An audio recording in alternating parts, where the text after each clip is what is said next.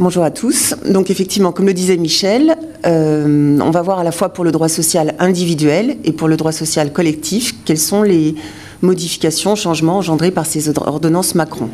Donc il y en a eu 5 effectivement au mois de septembre. Donc en fait, on va partir sur la négociation collective d'abord avec une nouvelle articulation. On parlera ensuite de l'accord unifié sur l'emploi. On arrivera à l'instance unique dont vous avez entendu parler certainement, qui est le CSE, le Comité social et économique. Ensuite, on parlera des élections en lien avec cette instance, évidemment. Et on arrivera un peu plus sur le droit social individuel avec les ruptures du contrat et les formes particulières de travail. Alors, on va démarrer sur la négociation collective. Merci Vincent. Allez, hop. Alors, une nouvelle articulation, effectivement. En fait, comme vous le savez, il y a les accords de branche, les accords d'entreprise et la loi. Donc, en fait, le poids des accords d'entreprise, mais vous l'avez certainement entendu, est encore renforcé cette fois-ci.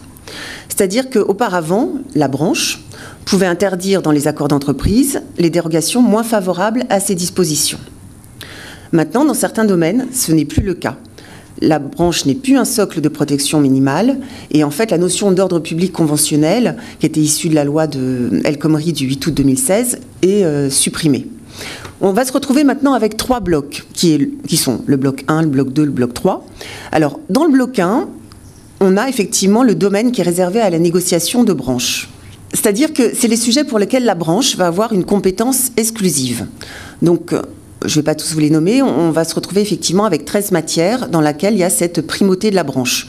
Donc à titre indicatif, on va avoir les salaires minima, les classifications, les mesures relatives à la durée du travail, les renouvellements de période d'essai, etc. Mais attention, ces 13 sujets, en fait, il y a une primauté donc, de l'accord de branche sur les accords d'entreprise antérieurs et postérieurs, mais qui n'est pas absolue, parce qu'en fait, il y a la notion d'équivalence de garantie. C'est-à-dire qu'en fait, si l'accord d'entreprise assure des garanties au moins équivalentes sur ces 13 matières, il pourra déroger. Alors, équivalence de garantie, on ne sait pas encore exactement ce que ça veut dire, tout le monde s'interroge, ce n'est pas défini dans l'ordonnance. A priori, ça sera domaine par domaine. Mais on n'a pas de certitude. Et donc, ça remplace la notion de principe de faveur que vous connaissiez, qui était la prévalence des dispositions les plus favorables pour le salarié. Vous savez, avant, vous regardiez à chaque fois la loi, la convention collective, le contrat de travail, l'accord d'entreprise, et le plus favorable au salarié, on appliquait. Maintenant, donc, ce n'est plus le cas. Donc, on a ce bloc 1 avec ces domaines, effectivement, où il y a quand même la primauté de la branche, mais avec ses réserves et sous certaines conditions. Ensuite, on retrouve le bloc 2, qui sont des sujets, il y en a 4, sur lesquels la branche peut rendre ses dispositions impératives. C'est des clauses de verrouillage. C'est-à-dire que dans ces matières, l'accord de branche va prévaloir sur l'accord d'entreprise, quand il est conclu postérieurement uniquement, sauf si l'accord d'entreprise, encore une fois, assure des garanties au moins équivalentes. Pour ces 4 domaines, on a, en fait, pour résumer, la pénibilité, ce qui concerne les travailleurs handicapés, l'effectif à partir duquel les délégués syndicaux peuvent être désignés, leur nombre et la valorisation de leur parcours syndical, et les primes pour travaux dangereux et insalubres. Alors, pour ces 4 domaines, c'est la branche qui va décider de verrouiller ou non ces 4 sujets. Et effectivement, il faudra que ce soit vraiment une clause expresse pour éviter toute insécurité juridique. Les branches pourront décider de continuer à faire produire effet aux clauses de verrouillage existantes avant les ordonnances, dans ces matières, à la condition qu'elles le confirment par avenant avant le 1er janvier 2019. Donc clairement, il y aura ces 4 domaines, mais effectivement, ça sera pas juste comme ça. Il faudra effectivement le prévoir, donc d'où nos travaux, nous, au niveau de la branche, effectivement, de le prévoir et dans un certain délai. Et on se retrouve ensuite avec le bloc 3. Donc dans le bloc 3, vous mettez tout ce qu'on n'a pas vu avant, donc ça fait pas mal de choses. Donc c'est tous les sujets qui ne sont pas listés dans les premiers blocs. Dans ce cas-là, c'est simple, l'accord d'entreprise maintenant va prévaloir sur l'accord de branche, qu'il soit antérieur, postérieur, on s'en fiche, à la date d'entrée en vigueur de l'accord de branche. Donc à titre d'exemple, ça peut être effectivement du domaine des primes, de l'indemnité de départ, de la durée du préavis, donc énormément de choses. Si on n'a pas d'accord d'entreprise, c'est la branche qui s'applique. Si on a un accord d'entreprise, c'est cet accord qui va s'appliquer. Donc, comme je disais tout à l'heure, pour réinsister encore une fois, donc ce bloc 3, c'est tous les sujets. Bloc 1 et 2, vous avez vu effectivement, c'est sous réserve qu'il n'y ait pas effectivement des garanties au moins équivalentes. Et donc pour toutes les autres matières, donc vous pouvez tout imaginer, l'accord d'entreprise donc va prévaloir. Donc c'est pour ça qu'on voulait vous dire également que, évidemment, au niveau des avancées des négociations qu'il y a au niveau de la branche, toujours, on vous tiendra informé au fur et à mesure effectivement de ce qui se fera. Isabelle. Alors on vient de voir que les mesures susceptibles d'être négociées dans les accords d'entreprise et pouvant déroger aux conventions collectives et aux accords de branche étaient étendues. On va voir maintenant que la négociation de l'accord et leur validation est également facilitée. En tout premier lieu, on va s'arrêter sur les accords qui sont négociés avec les délégués syndicaux.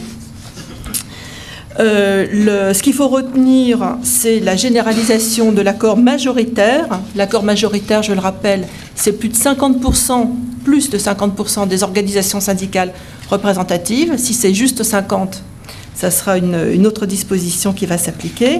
Un petit rappel avec la loi El Khomri, qui est donc pas si vieille que ça.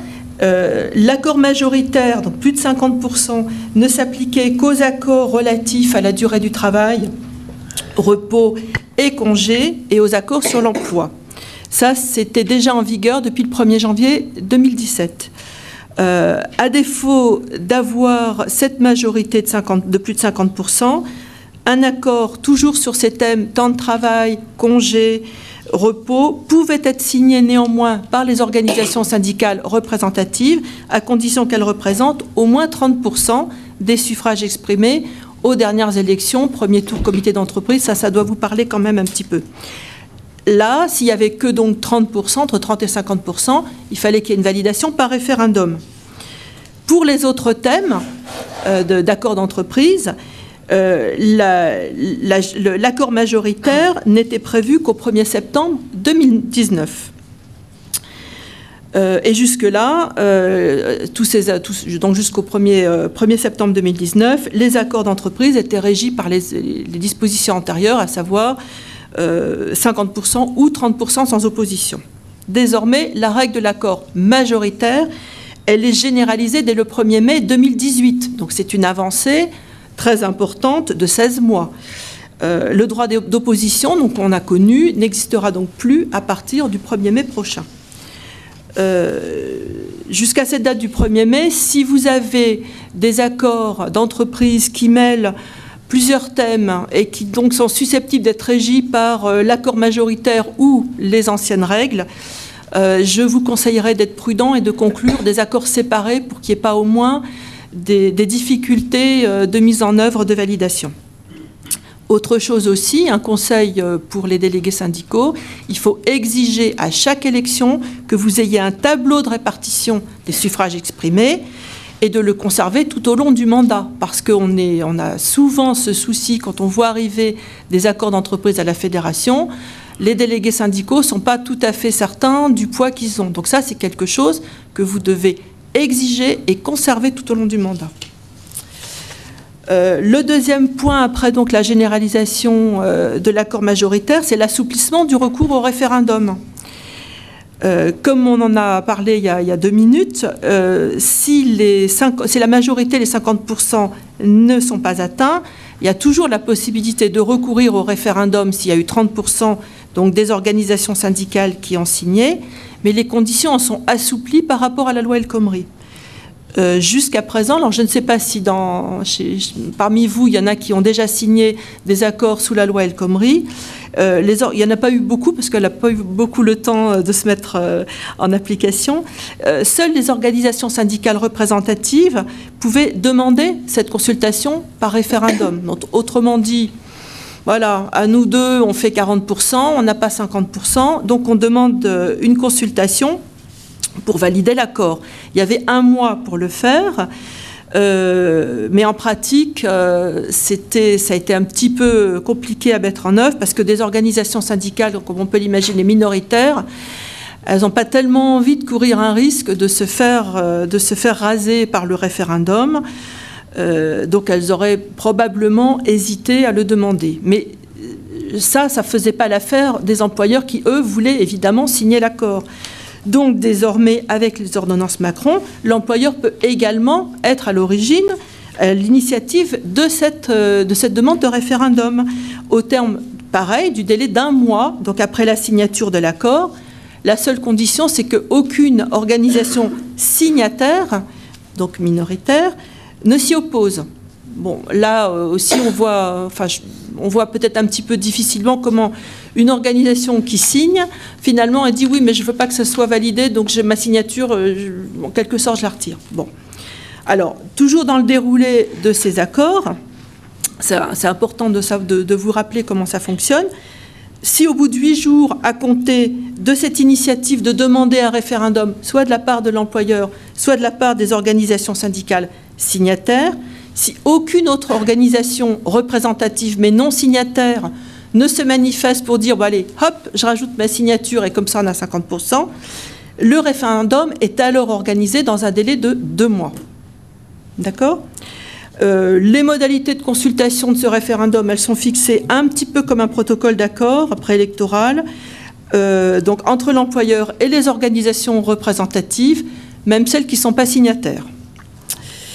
Donc, je vous résume le déroulé. Si vous avez, à partir de la date de signature, vous avez un délai qui s'ouvre d'1 mois pour que soit une organisation signataire, soit l'employeur demande une consultation auprès des salariés, s'ouvre un délai de 8 jours, et à partir de ce délai de 8 jours, le référendum est organisé dans les 2 mois. Donc, pour ces accords majoritaires en particulier, il nous semble nécessaire, bien évidemment, d'obtenir des contreparties solides contre une signature, parce que le 50%, c'est quand même un petit peu difficile dans certaines entreprises où il y a plusieurs organisations syndicales à atteindre, donc votre signature, elle peut valoir très cher. Attention aussi, si vous signez alors qu'il n'y a pas la majorité, donc vous n'avez que 30%, le recours au référendum, ça comporte toujours un risque pour le résultat des prochaines élections. Donc, si vous savez, si vous avez sondé à l'avance que les salariés ne sont pas très très chauds, pensez à les sonder avant et bien en amont. Et juste un petit détail aussi, en particulier pour la CFE-CGC, pensez à recalculer les pourcentages au moment du comptage des votes, puisque on est catégoriel. D'accord ? Alors, après ces règles d'assouplissement pour les accords avec les délégués syndicaux, on va s'attarder maintenant un petit peu sur l'assouplissement des accords signés sans les délégués syndicaux.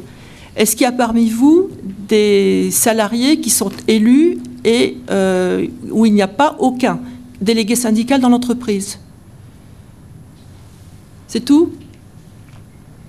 Bon, c'est tout ici, mais c'est quand même une situation qui se rencontre beaucoup. L'assouplissement de la négociation des accords en l'absence de délégué syndical est importante. Et elle a pris vraiment un pas supplémentaire avec les ordonnances Macron. Tout d'abord, un petit rappel aussi de la situation qui était avant, parce que pour comprendre ce qu'il y a maintenant et l'évolution, il faut essayer de se rappeler ce qu'il y avait avant. Avant les ordonnances, quand il n'y avait pas de délégués syndicaux, il y a eu plusieurs lois qui se sont succédées, mais avec les dernières lois, la négociation était possible avec un élu qui était soit mandaté par une organisation syndicale, et là c'était sur toutes les mesures qui pouvaient donner lieu à un accord d'entreprise, et à défaut, donc c'est important, à défaut par un élu ou des élus non mandatés, à condition qu'ils représentent la majorité des suffrages lors des élections. Et le thème de l'accord, c'était des mesures dont la mise en œuvre est subordonnée à un accord d'entreprise, typiquement un forfait jour. D'accord ? À défaut d'élus, donc soit mandaté en premier, soit non mandaté en deuxième, le salarié mandaté par une organisation syndicale pouvait négocier sur toutes les mesures possibles pouvant donner lieu à un accord. Et enfin, à titre vraiment, on va dire, de petits détails, le représentant de la section syndicale, dans des cas très restreints, pouvait aussi signer. il y avait des conditions. L'employeur devait avertir les organisations syndicales représentatives de la branche. Donc nous, ici à la Fédération, on recevait tous les jours des lettres d'employeurs qui nous avertissaient qu'ils entendaient organiser des négociations avec leurs élus sur un compte épargne-temps, sur un travail de nuit, sur l'aménagement du temps de travail, etc. Le dispositif ancien que je viens de vous décrire, il n'existe plus que pour les entreprises dépourvues de délégués syndicales, mais qui ont plus de 50 salariés. Là où il y a eu une grosse modification, c'est pour les entreprises de moins de 50 salariés. Je ne sais pas si, ici, encore une fois, je pense que vous n'êtes pas concernés, mais vous avez certainement des collègues, en tout cas à la Fédération, beaucoup d'entreprises n'ont ni élus, ou ont des élus, ni délégués syndicaux, et sont dans des entreprises de moins de 50. Donc là, la première nouveauté, c'est dans les entreprises de moins de 11 salariés, en tout cas de 1 à 11 salariés, ou dans les entreprises jusqu'à 20, mais sans élus et avec un PV de carence, l'employeur peut négocier directement un projet d'accord. Ça, c'est quand même une grosse nouveauté. Alors, la condition, c'est qu'il doit adresser aux salariés au moins 15 jours avant le projet et que ce projet soit ratifié par les 2/3 du personnel. Mais il faut savoir qu'il n'y a pas de vote secret exigé pour cette ratification, même pas de vote du tout, c'est une simple ratification. Autrement dit, on peut imaginer une convocation, entre parenthèses, dans les bureaux le vendredi soir en disant le projet, voilà, tu le signes là. Donc ça, c'est quand même quelque chose qui risque de bouleverser les accords, les dispositions collectives dans les entreprises, dans les TPE, qui forment quand même un gros tissu, y compris dans notre branche professionnelle. Donc le mandatement, dans ce cadre-là, il disparaît. Les thèmes de négociation sont complètement ouverts, ne sont pas réservés à certains domaines. Cet accord, on peut même se demander si c'est un véritable accord collectif. Il n'y a pas de négociation, il n'y a pas de représentants, il n'y a pas de délégués. Mais il est quand même appelé accord. Alors, il y a un truc un peu nouveau, c'est que le Conseil d'État vient d'être saisi sur ce point de dérogation par un employeur sans négociation. Mais on vous tiendra au courant quand on aura un résultat. Pour l'instant, c'est juste un recours, on ne sait pas du tout ce que ça va donner. C'est en attente du décret, mais comme vous le savez, les décrets vont tomber avant le 31 décembre et probablement entre le 25 et le 31. Alors, pour les entreprises, entre 11 et 49 salariés, là aussi, il y a quelques nouveautés. C'est soit 11 à 49 salariés, soit celles qui auront moins de 20, qui n'ont pas d'élus, mais qui n'ont pas bien respecté les choses et qui ne sont pas en mesure de présenter un PV de carence. Donc là, c'est un choix, donc ce n'est pas à défaut, mais c'est vraiment un choix. Soit l'employeur peut négocier avec des salariés qui sont expressément mandatés par une ou plusieurs organisations syndicales représentatives. Si ce salarié mandaté n'est par ailleurs pas élu du CSE, l'accord devra être approuvé par référendum. Donc on voit toujours un petit peu cette différence. Un salarié mandaté, les thèmes sont toujours ouverts. Un salarié qui est simplement élu, les thèmes sont soit ouverts quand c'est dans des toutes petites entreprises, soit un petit peu plus fermés dans les entreprises plus importantes. Si le salarié mandaté, il est donc élu, ça je vous l'ai dit, il doit être... si le salarié, mandaté est par ailleurs élu du CSE, l'accord, il devra être signé par les élus qui représentent la majorité des suffrages exprimés. Dernier point aussi, donc ça c'était pour les salariés expressément mandatés, un salarié simplement élu, mais qui n'est pas mandaté, l'accord peut être signé à condition qu'il représente la majorité des suffrages exprimés. On ne sait pas s'ils peuvent être titulaires ou pas, ça n'est pas précisé. Ça sera peut-être précisé dans le décret, mais pour l'instant, ça ne l'est pas. Donc, encore une fois, là, on est à moins de 50. Les thèmes de négociation sont complètement ouverts, ce qui n'était pas le cas avant. il n'y a pas de hiérarchisation des modes entre mandatés ou élus. La différence avec la situation antérieure, c'est que là, l'employeur n'est pas tenu d'informer les organisations syndicales représentatives dans la branche. Donc là aussi, on peut dire que la primauté du mandatement syndical et de la négociation syndicale, elle disparaît. Donc elle disparaît quasiment pour les entreprises de moins de 50. C'est un effacement des syndicats. Dans la mesure où l'employeur n'informe plus directement les organisations syndicales représentatives de la branche, on peut penser que le mandatement va être un petit peu compliqué à trouver. Et donc, on va dire, le contrôle des organisations syndicales sur les dispositions des accords va être difficile à tenir. Il y aura juste une obligation que viennent de rajouter les députés. C'est une information générale, annuelle de l'entreprise pour informer les salariés de l'adresse des syndicats représentatifs dans la branche. Ce qui est bien évidemment inférieur à l'information directe qu'on avait avant.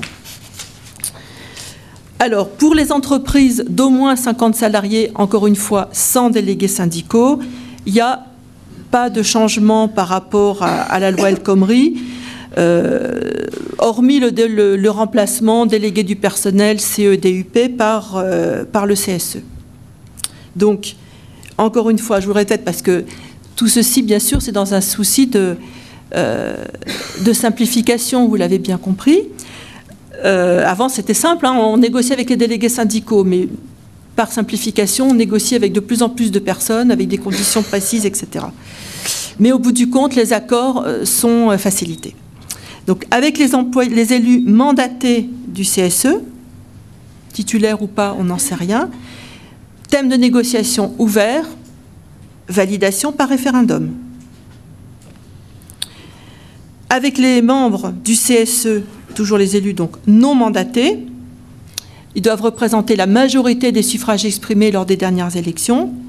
Et là, le thème de négociation est légèrement restreint puisqu'il est limité aux dispositions dont la mise en œuvre est légalement subordonnée à un accord. On revient sur les forfaits jours, donc c'est la législation qui existait auparavant. L'employeur doit faire connaître là par tout moyen. Donc tout moyen, ça peut être mail, recommandé, courrier simple, signaux de fumée, on ne sait pas, aux élus leur intention de négocier. Et ceux-ci ont 1 mois pour indiquer à l'employeur s'ils ont l'intention de se faire mandater par une organisation syndicale. À l'issue du mois, donc l'employeur dit, voilà, il s'adresse aux élus, je voudrais négocier sur un accord temps de travail. Au bout d'1 mois, à défaut de mandat, la négociation s'engage avec les élus. Il y a quand même pour les entreprises d'au moins 50 salariés, maintien de la primauté de négociation avec les mandatés, puisque à l'issue de ce délai d'1 mois, la négociation s'engage avec eux, et c'est seulement à défaut de mandatement qu'elle s'engage avec les élus. Le dernier point, c'est donc la négociation avec des salariés non élus qui sont expressément mandatés par une organisation syndicale représentative. Donc il n'a pas de délégué, pas d'élu. Les thèmes de négociation sont complètement ouverts, mais là aussi, c'est difficile pour l'entreprise, si elle n'a pas d'élu, de susciter un mandatement. Donc c'est là que nous, on pourrait peut-être intervenir. Et l'accord doit être approuvé par référendum. Ça, c'est pour les acteurs de négociation, donc qui sont facilités, même si les règles de mise en place paraissent complexes.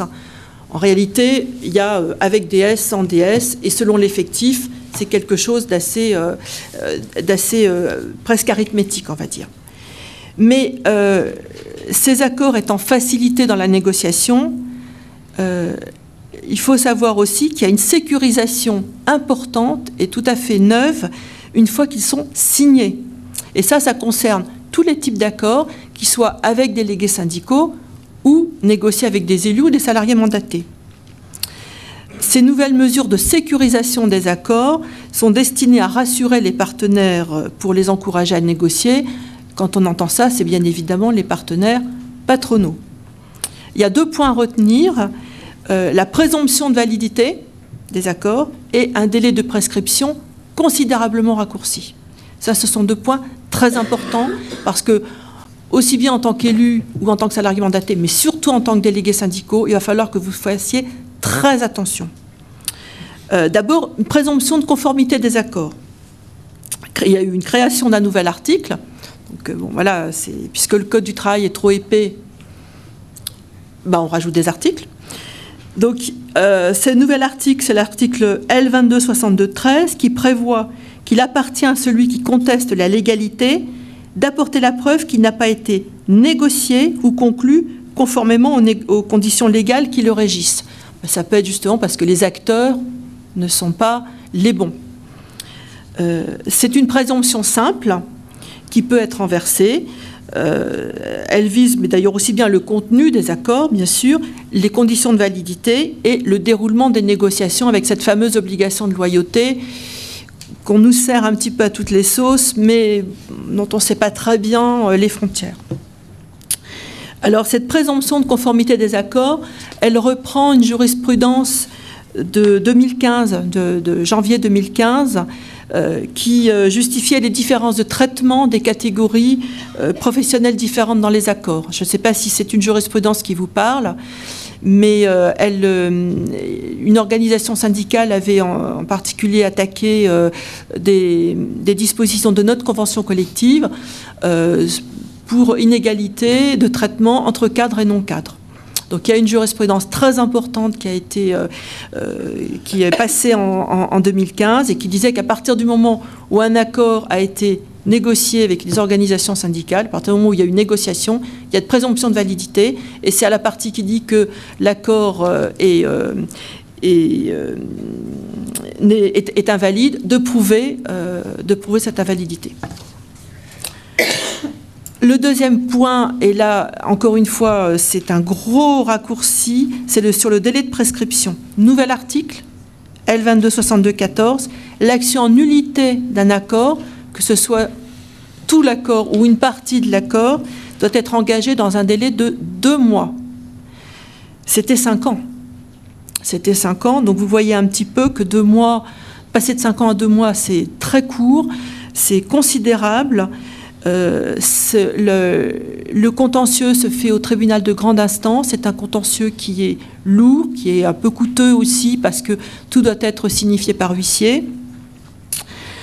Donc c'est pas la veille du délai de 2 mois qu'il faut se réveiller pour dire ah bah oui mais alors l'accord il me convient pas, donc est-ce qu'on peut le faire invalider? C'est quelque chose qu'il faut vraiment préparer à l'avance pour que le moment venu et dans le délai suffisant, on puisse arriver avec devant le juge avec la demande bien argumentée.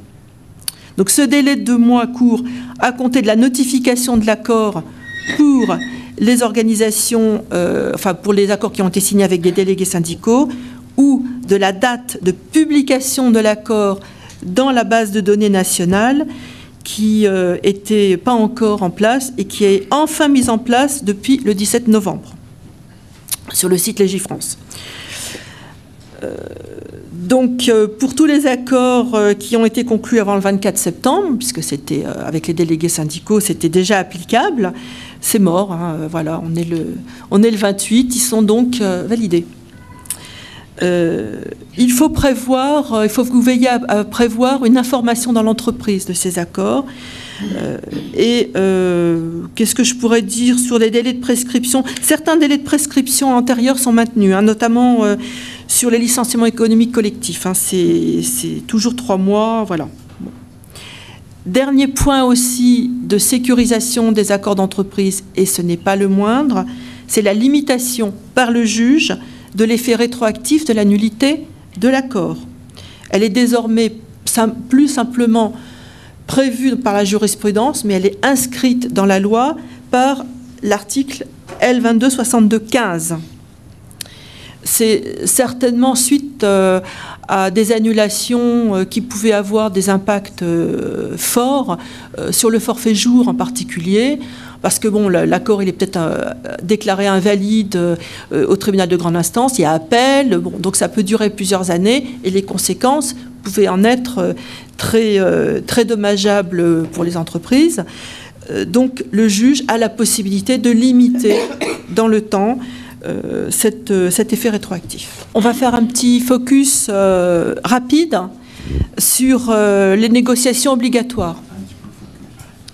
Donc vous allez voir qu'on ne va plus les appeler les négociations annuelles obligatoires, mais les négociations obligatoires parce que en réalité elles ne vont plus devenir annuelles. Enfin, en tout cas, il y a des grandes chances. C'est prévu pour. Alors là, seules les entreprises avec les délégués syndicaux sont concernées. Les négociations obligatoires ne sont pas prévues pour les élus ou pour les salariés mandatés. C'est uniquement avec les sections syndicales. La fréquence de ces négociations peut être réduite par accord. Donc vous avez les thèmes de disposition impératives que vous voyez sur la colonne de gauche. Je ne sais pas si vous voyez bien.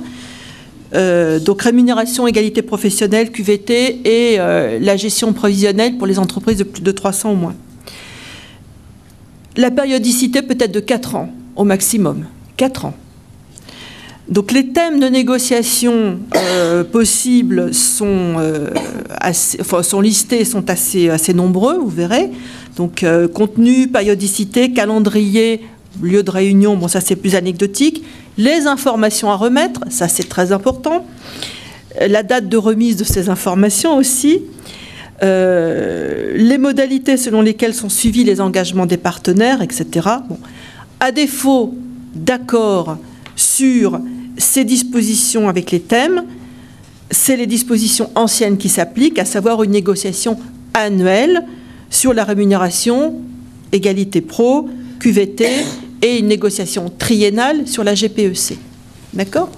Donc, la différence avec la loi Rebsamen, qui n'a même pas eu le temps de s'appliquer là-dessus, que pouf, elle est modifiée, c'est que s'il y a un accord qui prévoit une négociation supérieure à 1 an, donc ce qui est prévu jusqu'à 4 ans, une organisation syndicale représentative ne peut plus demander à ce qu'elle soit malgré tout remise sur l'ouvrage tous les ans, notamment le salaire. C'était possible sous Rebsamen. Donc il faut faire très attention à ce type d'accord. Là aussi, exiger, si c'est le cas, si un accord est vraiment en place, d'avoir des extensions, des contreparties très intéressantes en cas d'extension de durée. Et il faut prévoir non seulement des contreparties intéressantes, mais aussi des clauses particulières, un suivi annuel. 4 ans, c'est beaucoup pour les salaires. Pour l'instant, les inflations sont faibles, mais il faut peut-être anticiper aussi les conséquences d'une inflation en prévoyant une clause de revoyure, par exemple. Je rejoins ce qu'on disait tout à l'heure avec Bruno. La négociation, là aussi, elle est possible au niveau du groupe pour les négociations obligatoires. Et elle peut même primer sur les négociations en entreprise si c'est prévu expressément dans l'accord de groupe. Donc, vous voyez, vous êtes peut-être bien maître chez vous de votre accord en disant non, nous, les négociations sur les salaires, c'est bien tous les ans, mais il faut faire attention qu'au niveau du groupe, il n'y a pas un accord qui est négocié et qui dit ça sera tous les 2 ans ou tous les 3 ans et qui va primer sur votre accord d'entreprise. Dans les dispositions sur les négociations obligatoires, il y a toujours le PV, mais le PV doit attester que l'employeur a engagé sérieusement et loyalement les négociations salaires et l'écart de rémunération homme-femme. Il y a une pénalité financière, je ne vais pas vous le décrire parce que ça fait 3 pages, qui est liée en cas de manquement à l'obligation. Vous pouvez noter que c'est l'article L2242-7. C'est toujours intéressant de l'utiliser pour peser un petit peu. Voilà ce qu'on peut dire sur les négociations annuelles. On va attaquer maintenant un morceau assez difficile. assez difficile à entendre, surtout parce que pour moi, c'est une négociation qui est une disposition qui est une disposition phare des ordonnances Macron et dont je pense qu'elle n'a pas fait l'objet finalement de tant de bruit, alors qu'elle est fondamentale. Donc après ce qu'on a vu, l'extension des thèmes dérogatoires avec Carole, la facilité des validations des accords avec les DS, sans les DS, la sécurisation des accords une fois signés, eh bien on va voir un nouveau type d'accord qui est créé, qui va avoir des conséquences très lourdes pour les salariés et qui a même, on va dire, créé un troisième mode de licenciement. Ces accords, c'est en fait une unification des différents types d'accords qui existaient, qui ont là aussi peu vécu. C'est les accords de maintien de l'emploi, de préservation, de développement de l'emploi, de réduction de travail et de mobilité interne, vous avez dû en entendre parler, qui existaient jusqu'alors. Tout ça, c'est supprimé et c'est rassemblé en un seul type d'accord, qu'on appelle donc les accords unifiés sur l'emploi. L'objet de ces accords unifiés sur l'emploi, c'est de répondre aux nécessités liées au fonctionnement de l'entreprise ou en vue de préserver ou de développer l'emploi. Donc, comme vous le voyez, cet accord, il a un objet extrêmement large. Les conséquences de ces accords, c'est qu'une fois signés, ils vont s'imposer au contrat de travail. Le salarié n'aura pas le choix. Donc, cette création d'accords unifiés sur l'emploi n'a pas de justification économique. Elle n'est plus nécessaire. Ce qui était le cas avant n'est plus nécessaire. Pourquoi ? Parce qu'encore une fois, être lié au fonctionnement de l'entreprise, vous avez peut-être compris ce que ça voulait dire, ben vous serez les seuls parce que personne ne le sait. C'est complètement fourre-tout. Alors peut-être que le décret va le préciser un peu, mais peut-être pas. Donc ce contenu de l'accord unifié sur l'emploi, comme vous pouvez le voir, il a des domaines très vastes. Aménager le temps de travail, modalités d'organisation, de répartition, aménager la rémunération dans le respect du salaire minimum conventionnel, du SMIC si vous n'avez pas de convention collective. Autrement dit, le salaire peut être baissé, les primes peuvent sauter, le variable peut être sucré ou imposé. Troisième point, déterminer les conditions de mobilité géographique interne ou professionnelle. L'accord peut être à durée déterminée ou indéterminée. Donc, toutes les autres dispositions qu'on a vues avant, les mobilités, les accords pour le maintien de l'emploi, etc., c'est supprimé. Alors, il y a un point que je voudrais, qui figure sur le tableau là, qu'il va falloir corriger parce que j'ai bien regardé, j'ai toujours un doute, et on a eu des échos très différents. A priori, ces accords ne concernent que les accords signés avec les délégués syndicaux, les accords majoritaires, pour l'instant. Donc, quand on vous enverra le document, on l'enlèvera. D'accord ? Donc, le point que je vous disais tout à l'heure, c'est que ces accords unifiés sur l'emploi vont primer sur le contrat de travail.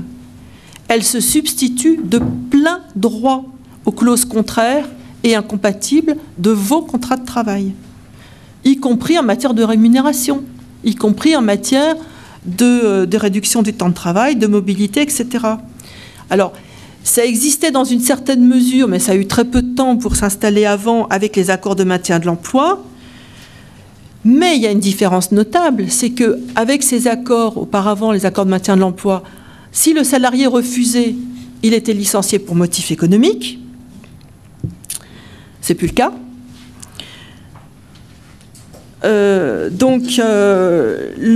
Qu'est-ce qui se passe si le salarié refuse ? Il est licencié. Et c'est là ce que je vous disais, il est licencié pour un motif réel et sérieux, qu'on appelle sui generis. Ça veut dire quoi ? Ça veut dire que concrètement, il ne peut pas contester le motif. Alors, la procédure de licenciement, c'est la procédure de licenciement pour motif personnel. Il n'y a rien attaché derrière. Il n'y a pas de priorité de réembauchage. Ce n'est pas un licenciement pour motif économique. Il n'y a aucun accompagnement de prévu pour le salarié. Il y a juste une mesure qui est le compte personnel de formation qui est abondé de 100 heures. Alors, il y a un amendement qui a été adopté pour le projet de loi de ratification des ordonnances, donc la semaine dernière par l'Assemblée, pour aller au bout de la logique de négociation encouragée par ce dispositif, c'est le moins qu'on puisse dire. L'accompagnement des salariés refusant l'accord est une modalité de l'accord de compétitivité. Autrement dit, les députés ont donné la possibilité à l'employeur d'aller plus loin que le simple abondement du compte à hauteur de 100 heures. Voilà. J'ai envie de dire, débrouillez-vous avec ça. C'est une mesure... Alors, le salarié, quand même, a bénéficié des allocations chômage, on est content. Le délai pour refuser, c'est 1 mois. S'il ne répond pas dans le délai d'1 mois, il est censé avoir accepté. Donc, on peut vraiment considérer que c'est un licenciement d'un motif d'un 3e type. Parce qu'il y avait le motif économique, il y avait le motif personnel, maintenant il y a ce motif sui generis et vous ne pouvez pas le contester. Donc c'est là que je pense personnellement que c'est non seulement une mesure dangereuse pour les salariés, parce qu'ils se croient à l'abri derrière leur contrat de travail en disant voilà, il y a un accord qui a été signé, mais moi j'ai mon 13e mois, moi j'ai mes 204 jours, parce que voilà, j'ai été racheté, etc., dans le cadre de mon forfait jour. Mais ce n'est plus le cas. Alors, encore une fois, peut être négocié en l'ensemble de DS, on le raye, parce que même s'il y a des divergences d'interprétation, bon, voilà, aux dernières nouvelles, c'est vraiment réservé aux accords avec les délégués syndicaux, mais faites très attention quand vous voyez ce type d'accord arriver, avec un objet donc très très large. Tout le dispositif conventionnel et particulièrement cette 3e version de l'accord sur l'emploi est particulièrement dangereuse. Elle ouvre des possibilités pour les employeurs, elle allège toutes ces contraintes, elle lui offre une plus grande sécurisation et derrière il peut licencier en étant tranquille. Donc c'est une ordonnance, enfin c'est une mesure phare pour moi des ordonnances Macron. Je pense que les employeurs attendaient vraiment cela. Et on va voir donc après les mesures sur le licenciement que comme le licenciement lui-même est facilité et moins coûteux, voilà, ça ne va pas être quelque chose de très positif. Pour représenter le personnel, le Conseil social et économique. Dans la lignée de la création de la DUP, suivie de la nouvelle DUP, puis de la DUP élargie, puis... Non, je ne vais pas dire ce qu'on s'est fait, mais le resserrement de la représentation du personnel s'accélère, ça c'est clair. Le CSE, c'est une uniformisation de façade. C'est un nom unique pour tous les représentants du personnel des entreprises à partir de 11 salariés. Le CE, les DP, le CHSCT, la DUP, tout ça, c'est supprimé. Ça va tomber au 1er janvier 2020, théoriquement, pour être uniformisé sous ce seul label de CSE.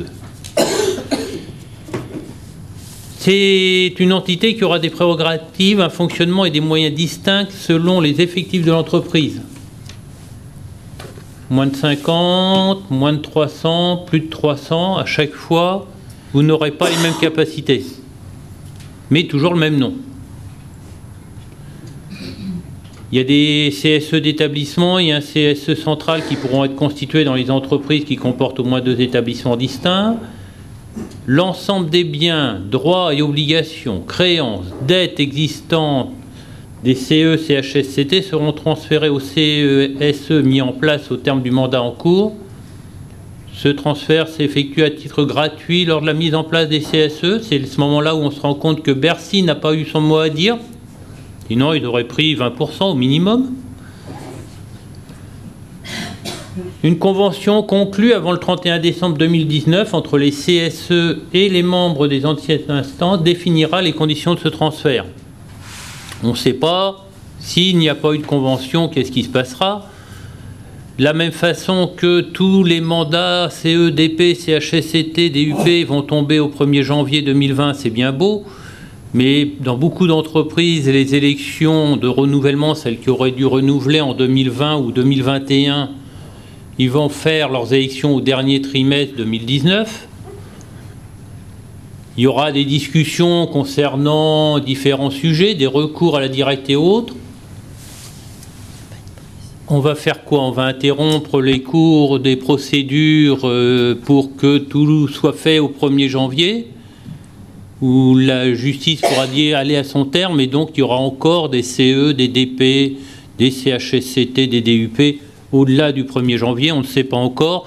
La foudre va peut-être nous tomber sur la tête, puisque Jupiter gouverne, mais en tout cas, il y a à peu près une certitude, c'est qu'au 1er janvier, tout ne sera pas devenu CSE. Mise en place du CSE. Pour les entreprises sans IRP, donc qui ont réussi à éviter de faire des élections jusqu'à présent, ou qui vont franchir le seuil, c'est à partir de la publication des décrets, donc au plus tard le 1er janvier 2018, que les entreprises devront mettre en place ce CSE. Dès l'instant qu'elles emploient sans discontinuité depuis 12 mois au moins 11 personnes. Il y a déjà un premier changement de règle, puisque effectivement, au lieu des 11 personnes sur 12 mois, même non consécutifs sur les 3 dernières années, on passe à 12 mois continus.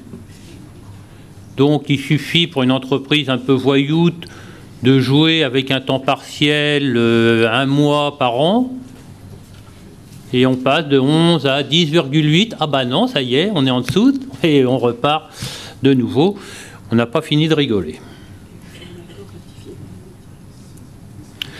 Le renouvellement des instances selon le terme des précédents mandats.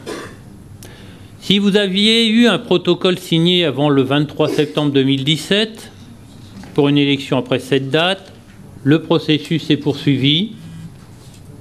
Seul petit problème, c'est que vous serez obligé de refaire des élections avant le 1er janvier 2020 pour mettre en place le CSE. Vous avez la possibilité de fixer une date antérieure par accord collectif ou décision de l'employeur après consultation du CE, etc. Si le terme des mandats est entre le 23 septembre et le 31 décembre 2017, c'est-à-dire actuellement, c'est une prorogation automatique des mandats jusqu'au 31 décembre 2017. Vous pourrez également bénéficier d'une prorogation de ces mandats jusqu'au 31 décembre 2018 maximum par un accord collectif, par une décision de l'employeur après consultation du CE ou des DP ou de la DUP. Si le terme des mandats est entre le 1er janvier et le 31 décembre 2018, mise en place du CSE au terme des mandats. Possibilité de réduire ou de proroger les mandats pour une durée maximale d'1 an par accord collectif, mais toujours avec la date limite, évidemment, qui est le 31 décembre 2019, où de toute façon, vous serez obligé de refaire vos mandats pour passer au CSE. Donc, toutes les entreprises qui avaient soit des échéances en 2019, soit une échéance en 2020, soit une échéance en 2021, vous allez devoir y passer. Et, comment dire, il va y avoir légèrement un embouteillage, donc soyez prévoyants et organisés. Ça vaudra mieux pour tout le monde parce que ça va être assez du rail. On va évoquer un cas qui est mis dans le texte des ordonnances, mais qui dans la pratique n'a pas une vraie réalité. C'est-à-dire les entreprises qui ont plusieurs établissements, donc qui auront un CSE, des CSE d'entreprise avec des CSE d'établissement, ou qui ont un comité central d'entreprise et plusieurs comités d'établissement. Usuellement, les élections ont lieu le même jour. La loi parle des cas où des établissements n'auraient pas leurs élections en même temps, donc il faudra faire coïncider ces dates. Mais dans la pratique, c'est quand même quelque chose que je ne connais pas, que je n'ai jamais vu jusqu'à présent, donc hormis annulation d'élections, mais de toute façon, on reste sur les mêmes termes. Donc là, vous pourrez le lire, mais ça n'apporte pas vraiment grand-chose. Cas des entreprises absorbées, lorsque survient une modification dans la situation juridique de l'employeur justifiant l'application de l'article 1224-1 du Code du travail, l'ordonnance fixe le calendrier pour la mise en place du CSE au sein de l'entreprise absorbée. Si celle-ci devient un établissement distinct au sein de la nouvelle entité, elle doit, s'il ne l'a pas déjà fait, organiser des élections pour mettre en place un CSE d'établissement, sauf, précise l'ordonnance, si le renouvellement du CSE central de l'entreprise absorbante intervient moins de 12 mois après l'opération de fusion-acquisition. Donc là, vous allez voir régulièrement que la durée pour l'employeur d'attente, la période où il va pouvoir différer la mise en place des élections ou de nouvelles instances est allongée. Pour le salarié, tout est raccourci. Pour l'employeur, tout est allongé. Tout va bien. Il en va de même donc si la modification porte sur un ou plusieurs établissements distincts de l'entreprise absorbée, dès lors que ceux-ci conservent ce caractère au sein de l'entreprise absorbante. Ordonnances et décrets fixent les nouvelles règles des élections. Et il persiste beaucoup d'incertitudes et d'imprécisions. Les risques juridiques sont très élevés au regard de la faible qualité rédactionnelle des textes établis dans l'urgence. Il faut savoir par exemple que jusqu'à 25 salariés, il n'y a toujours qu'un seul siège de titulaire, un seul siège de suppléant. Mais les ordonnances prévoient qu'à partir de 20 salariés, il y a 2 collèges. Ça va être un peu douloureux pour le salarié.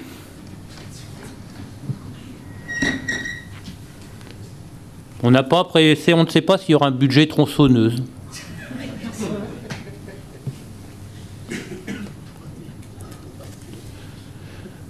Pour les très petites entreprises, donc celles de 11 à 20 salariés, un relèvement des seuils qui ne dit pas son nom. Parce qu'effectivement, il y a une simplification du processus électoral des TPE, article L2314-5 du Code du travail.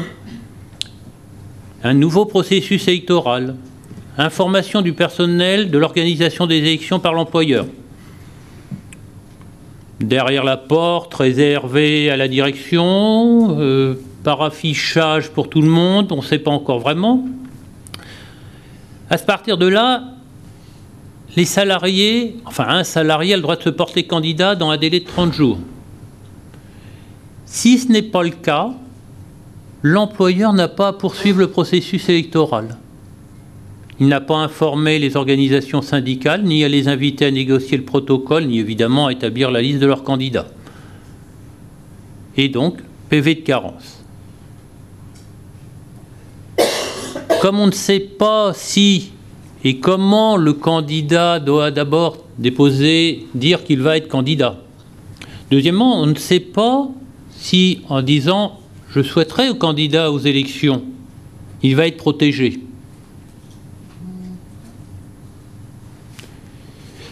Eh bien, on peut dire qu'en fait, désormais, il n'y a plus d'élections en dessous de 20 salariés. Ça aurait été plus simple, mais peut-être le courage a manqué. Toujours est-il que l'effet va quand même être là, c'est que pour beaucoup, déjà, il n'y avait pas toujours des élections dans ces entreprises. Là, le ratio va vraiment diminuer drastiquement. Nouveau calendrier d'organisation des élections. Information des salariés, date du premier tour, invitation des OS. Avant, c'était le premier tour se tient dans les 90 jours suivant la diffusion de la note d'information du personnel. Renouvellement d'institution, c'était 45 jours après l'affichage. Maintenant, c'est 90 jours pour la mise en place et 2 mois pour l'expiration des mandats en cours. Donc, un petit allongement de 15 jours. Ça vous permettra de prévoir plus facilement vos listes, mais en même temps, ce n'est pas 2 mois à l'avance qu'il faut s'y prendre. Des évolutions autour du protocole. Donc, on passe à 90 jours avant la date prévue du premier tour pour l'information des salariés. Le protocole ne va plus déterminer les établissements. Les salariés mis à disposition sont exclus de l'éligibilité. Maintenant, c'est clair, c'est écrit dans le texte. Le protocole peut modifier le nombre de sièges, modifier le volume des heures individuelles de délégation, dès lors que le volume global de ces heures au sein de chaque collège est au moins égal à celui résultant des dispositions légales au regard de l'effectif de l'entreprise. Donc les décrets dont on a l'ébauche, mais pas encore la parution. C'est donc une possibilité de supprimer des sièges, donner plus d'heures à moins de monde. Maintenant, ce n'est pas une obligation, vous pouvez aussi négocier qu'il y ait plus d'heures et plus de monde, si vous avez en face un employeur ouvert au dialogue social. Blâme.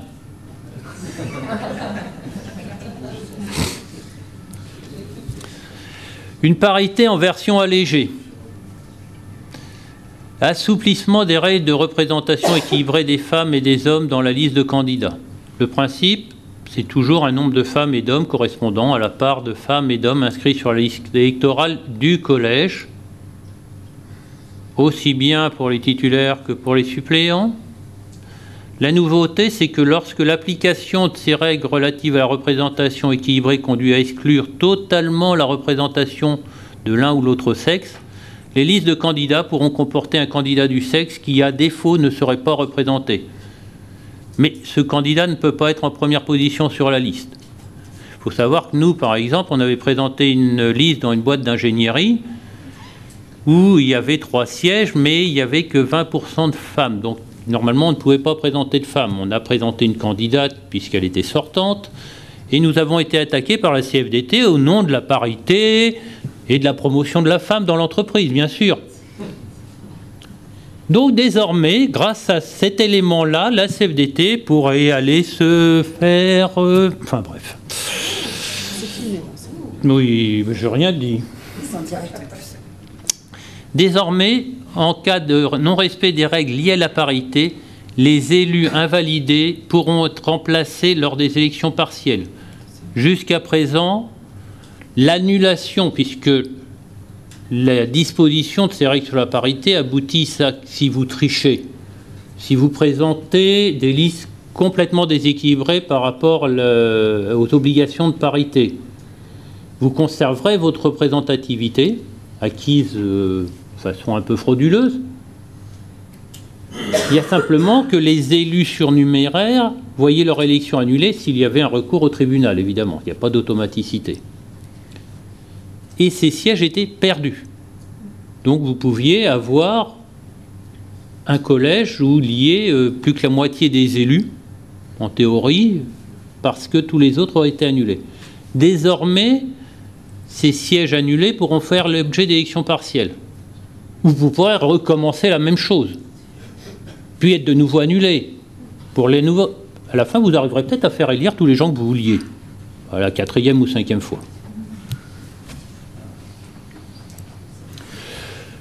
Composition du CSE. Le nombre de représentants, il sera fixé par décret, même si les décrets, on a leur ébauche, tout ce qui a été passé en Conseil d'État, lecture de différents organismes, dont la liste est longue comme le bras, et ça n'a pas été changé. Il y aura un secrétaire et un trésorier qui seront forcément des titulaires, mais plus de secrétaire adjoint, sauf pour le CSE central. Il reste toutefois possible de prévoir ainsi qu'un trésorier adjoint dans le règlement intérieur. Il y aura un RS au CSE par OS représentative, mais évidemment le RS au CHSCT disparaît. Le nombre d'élus au CSE, c'est simple, les élus au CHSCT, ils sont bien liquidés. Parce que, comme vous allez le voir, en fait, vous avez là le nombre d'élus des comités d'entreprise, là des DP avant la fusion, là du CHSCT et le total. Donc par exemple, sur la ligne de 400-499, on avait 6 élus au CE, 7 élus DP, 4 élus au CHSCT qui faisaient 17 titulaires et 13 suppléants puisqu'il n'y a pas de suppléants au CHSCT. La nouvelle formule, vous aurez 12 postes, donc moins 5 titulaires, moins 1 en suppléant. On vous enverra les tableaux parce que là, c'est quand même un petit peu difficile à lire. La loi a voulu être très précise puisqu'on a les seuils jusqu'à 10 000 salariés par tranche, comme ça. Ça aussi, ça doit faire partie de la simplification. On aurait pu mettre par tranche de temps, il y a un élu en plus, mais ça aurait été trop simple. Mais ça, c'est dans un monde constitué d'entreprises monosites, parce que la réalité, la vraie vie, c'est qu'il y a plusieurs sites. Il y a des sites où il y a des DP. Alors on va prendre donc l'exemple d'Atos, qui a eu ses élections juste il y a un mois environ. Brillante d'ailleurs. Je vous invite à faire de même, c'est-à-dire que comme chez Atos Conseil, a passé de 76 à 84% des voix face à 2 listes. Eh bien, il y a un site unique, 240 salariés. Le CE, le DP, le CHSCT, on aboutissait à 15 titulaires, 11 suppléants. Désormais, il y aura 10 titulaires, 10 suppléants. Mais chez Atos Infrastructure, là aussi, je vous invite à faire de même, c'est-à-dire à passer de 11% à 49,5%. Pas de discussion, personne n'est opposé, non. Il y avait un seul CE, mais il y avait 11 sites DP, dont 7 de plus de 50 salariés, donc avec des CHSCT associés. On avait 77 élus titulaires possibles et 52 suppléants. On va passer à 22 et 22. Le nombre de mandats successifs est donc maintenant limité à 3, à l'exception des entreprises de moins de 50 salariés. Cette disposition ne s'applique heureusement qu'aux mandats prenant effet postérieurement au 1er janvier 2018. Donc tous ceux dans la salle qui ont plus de 55 ans, vous êtes tranquilles, vous pourrez aller jusqu'à la retraite. Enfin, à moins qu'il y ait aussi des changements à ce niveau-là. Ça va concerner donc que les mandats des membres du CSE. Ce dispositif ne peut néanmoins avoir pour effet de réduire en deçà de 12 ans la durée des mandats successifs, quelle que soit leur durée. Dernière petite option, le protocole peut aussi prévoir plus de 3 mandats successifs. Et c'est pas évident que dans toutes les entreprises, les services des ressources humaines aient vraiment envie de se retrouver face à que des gens inexpérimentés, à devoir tout refaire. On voit bien ce qui se passe à l'Assemblée, c'est légèrement le bazar avec des gens inexpérimentés. Peut-être que ça va donner des idées aux RH qui vont se dire finalement prolonger un peu les mandats, c'est pas si grave. Participants aux réunions, sauf remplacement, les suppléants ne sont plus présents aux réunions. Les suppléants doivent toujours être convoqués, recevoir les documents au cas où, mais ils ne viennent plus. Comment seront-ils informés de ce qui se dit en réunion? En lisant le PV. Et comment prévoir s'organiser face à une absence de titulaire de dernière minute si le suppléant est à Toulouse et la réunion à Paris? Il paraît qu'ils font des navettes très bien à Toulouse, où vous essayez la fusée Ariane. À noter que le Code du travail ne le stipule pas expressément, mais on peut prévoir par accord d'entreprise que les suppléants assistent aux réunions du CSE. Là aussi, il va y avoir beaucoup de choses à faire pour améliorer tout ça. Par contre, l'employeur, lui, désormais, peut être accompagné de 3 collaborateurs, soit un de plus que précédemment. Donc, plus pour les uns, moins pour les autres. Ça va être un peu le leitmotiv. La CSCT. Je crois que je me suis loupé. On va recommencer. La CSSCT. La Commission Santé, Sécurité et Conditions de Travail. La CSCT est en tout état de cause mis obligatoirement en place dans les entreprises et établissements distincts d'au moins 300 salariés, dans les établissements mentionnés aux articles 45, 21-1 et suivants, quel que soit l'effectif, c'est-à-dire les installations nucléaires, les sites Céveso, D'ailleurs, je vais demander qu'on éteigne la lumière et que comme ça, on verra ceux qui sont concernés, puisqu'ils seront fluo. Néanmoins, ces CSSCT pourront être mis en place par accord pour les entreprises de moins de 300, mais globalement, en tout cas, de 50 à 300 salariés, c'est une bonne nouvelle, vous n'avez plus de problème de santé.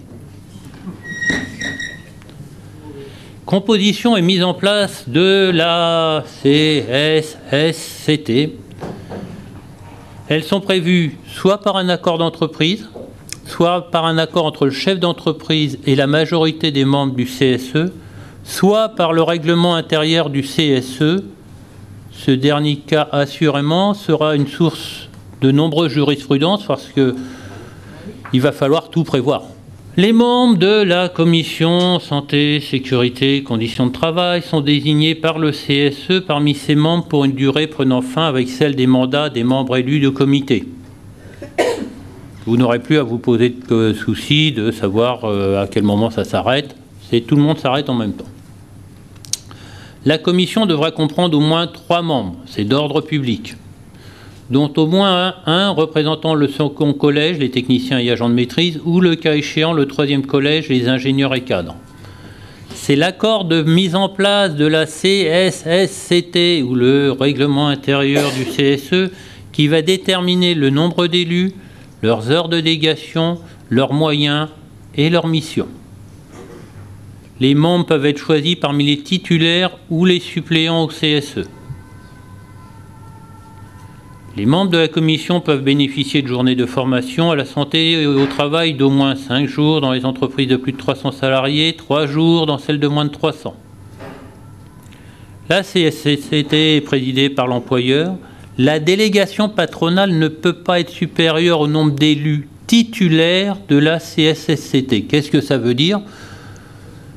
Puisque ça peut être des gens qui soient suppléants au CSE, donc est-ce que c'est titulaire de la commission, est-ce que c'est titulaire au sens générique, on ne sait pas. Là aussi, on va pouvoir en discuter pendant longtemps, mais il y a une forte augmentation de la représentation patronale, encore une fois. Alors, on revient effectivement toujours sur le CSE avec le fonctionnement du CSE. Alors, comme vous l'avez vu tout à l'heure pour le nombre d'élus, avec les ordonnances, il y a également le nombre d'heures de délégation qui a été modifié.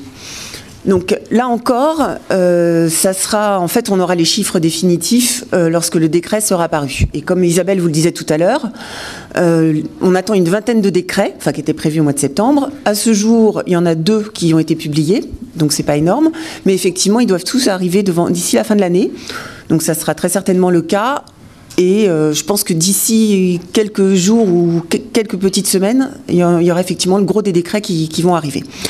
En attendant, on attend toujours celui sur les heures de délégation. Donc la seule indication qu'on a pour l'instant, c'est que le nombre d'heures des membres titulaires du CSE ne pourra pas être inférieur à 10 heures dans les entreprises de moins de 50 et à 16 heures dans les entreprises de plus de 50.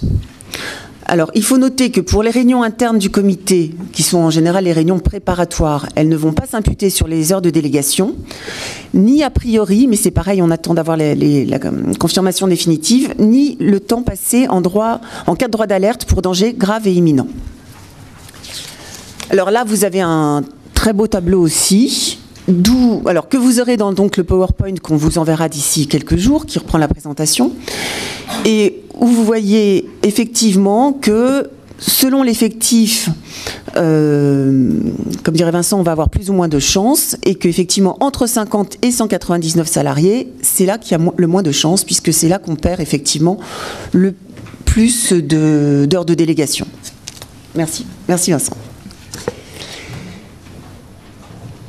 Alors, concernant ces réunions du CSE, puisque nouvelle instance, donc nouvelles informations à retenir. Donc, pour la périodicité des réunions.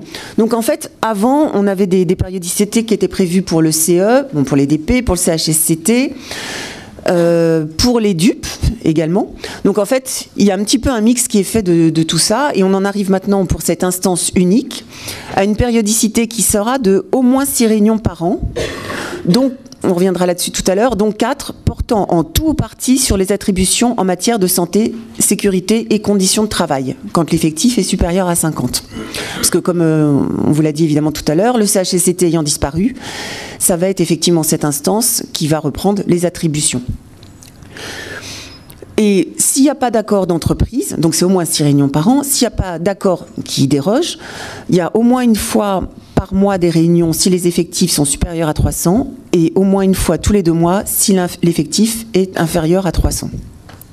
Alors, concernant l'ordre du jour, c'est la même chose.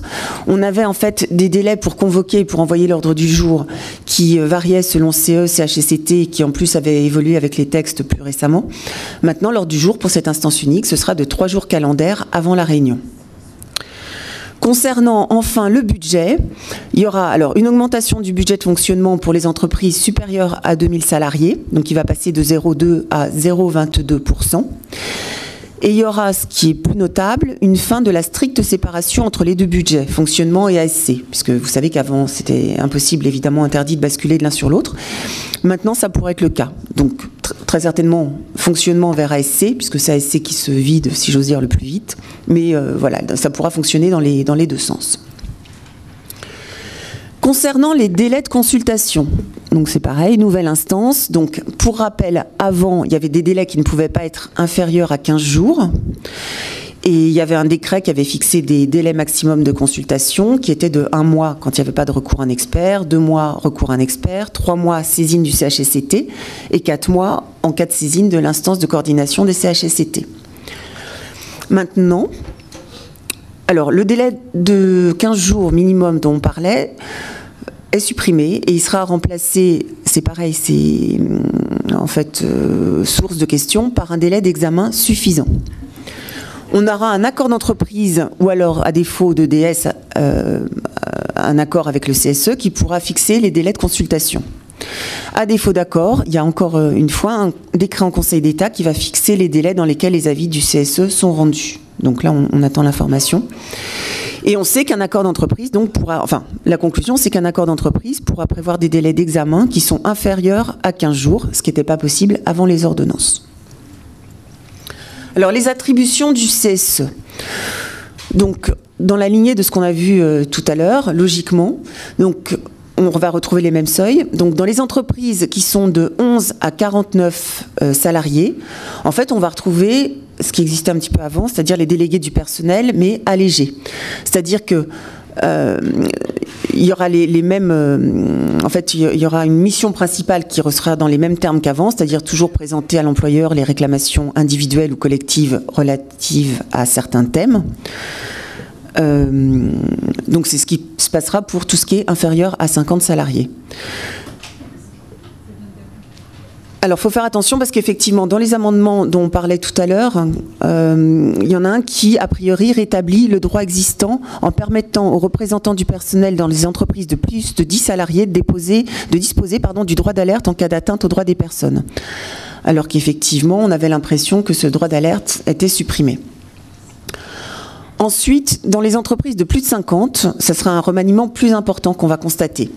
Donc d'abord, dans les entreprises de 50 à 300, le CSE aura les missions DDP, du CE et du CHSCT. Et dans les entreprises de plus de 300, on va rajouter également, Vincent en parlait, la commission santé, sécurité et conditions de travail.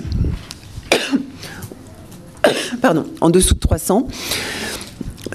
Comme on le disait, l'inspection pourra imposer la création d'une telle commission si elle le juge nécessaire uniquement. Donc ça, c'est ce dont je vous parlais tout à l'heure. A priori, on envisageait que jusqu'à 50, le droit d'alerte disparaisse. Donc petit bémol avec l'amendement effectivement plus récent.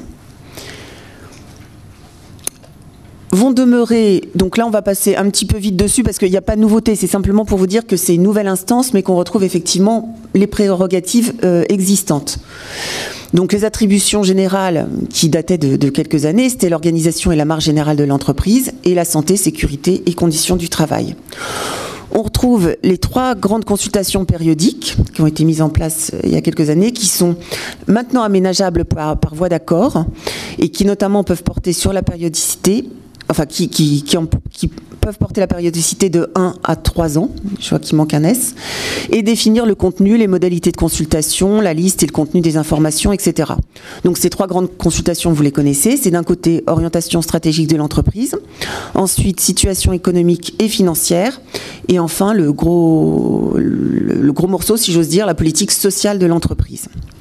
On aura bien sûr toujours des informations et des consultations qui sont plus ponctuelles, mais qui également ici pourraient être négociées au niveau de leur contenu, des modalités ou des délais de consultation. Et donc ça sera toujours ce qu'on appelle le triptyque habituel, c'est-à-dire l'ordre public, ensuite la négociation, et s'il n'y a pas des dispositions supplétives qui vont s'appliquer. Il faut savoir que maintenant au niveau du groupe, il pourra y avoir une consultation sur les orientations stratégiques qui se fera au niveau du groupe uniquement, et donc dans ce cas-là qui n'existera plus en dessous au niveau des entités. Alors les expertises, le financement va changer un petit peu. C'est-à-dire que la participation financière du CSE aux expertises est étendue. Alors qu'effectivement, a priori, avant, c'était la prise en charge par l'employeur uniquement. Donc, ces ordonnances prévoient que le CSE devra prendre en charge 20% du coût de certaines expertises, et l'employeur, donc, lui, n'aura plus que 80%. Ces expertises avec un coût donc partagé comme ça seront les suivantes. Donc, la consultation sur les orientations stratégiques de l'entreprise et toutes les consultations ponctuelles du CSE, sauf celles liées aux risques graves et au licenciement économique.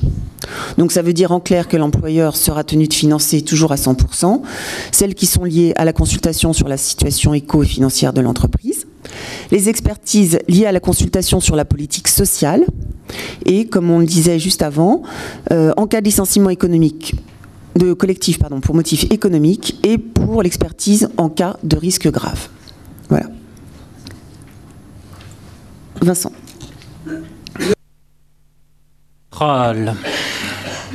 L'article 2313-1 nouveau prévoit que dans les entreprises comportant au moins 2 établissements distincts sont constitués des CSE d'établissement et un CSE central d'entreprise. Le CSE central est composé de l'employeur ou de son représentant, assisté éventuellement de 2 collaborateurs qui ont voix consultative, d'un nombre égal de délégués titulaires et suppléants élus pour chaque établissement par le comité social et économique d'établissement parmi ses membres. Ce nombre est déterminé par décret en Conseil d'État à paraître et le nombre total des membres ne peut excéder un maximum également déterminé par un décret en Conseil d'État à paraître. Et évidemment quand même des éventuels RS au CSE central. Toujours pour chaque OS représentative uniquement. Détermination des établissements. C'est là où on va rentrer dans les nouveautés totales. Fixation du nombre et du périmètre des établissements distincts par accord d'entreprise et non plus dans le protocole préélectoral. À défaut, et en l'absence de DS, par accord conclu entre l'employeur et le comité social économique et la majorité des membres titulaires. Ça va évidemment poser un petit problème pour les premières élections. À défaut, par décision de l'employeur avec comme critère l'autonomie de gestion du responsable de l'établissement, notamment en matière de gestion du personnel. Attention, ce critère n'est applicable que dans le cas d'une décision unilatérale de l'employeur pour la définition des établissements. Il n'y a pas de critères pour les 2 premiers modes de création des établissements, à ce jour. En cas de litige portant sur la décision de l'employeur, fixation par l'autorité administrative, le recours sera de la compétence du juge judiciaire. Et là aussi, nous sommes en attente d'un décret. Le conseil d'entreprise. C'est une instance qui a vocation à regrouper les attributions des délégués syndicaux et celles du comité social et économique.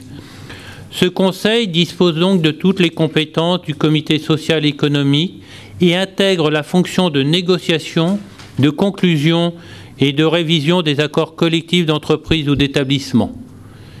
Alors parmi vous, il y a combien de délégués syndicaux ? Il y en a combien qui sont prêts à sauter immédiatement du 8e étage par la fenêtre? Voilà. Donc, ceux qui ont répondu oui, vous pouvez signer un accord de conseil d'entreprise. Les autres, on ne vous conseille pas vraiment. Les heures de délégation des membres de ce conseil d'entreprise. Le projet de décret fixe le nombre minimum d'heures de délégation s'ajoutant au temps de délégation classique pour les élus du conseil d'entreprise appelés à participer à des négociations. Cela représenterait 12 heures par mois dans les entreprises jusqu'à 149, 18 heures de 150 à 499 salariés, 24 heures par mois dans les entreprises d'au moins 500 salariés.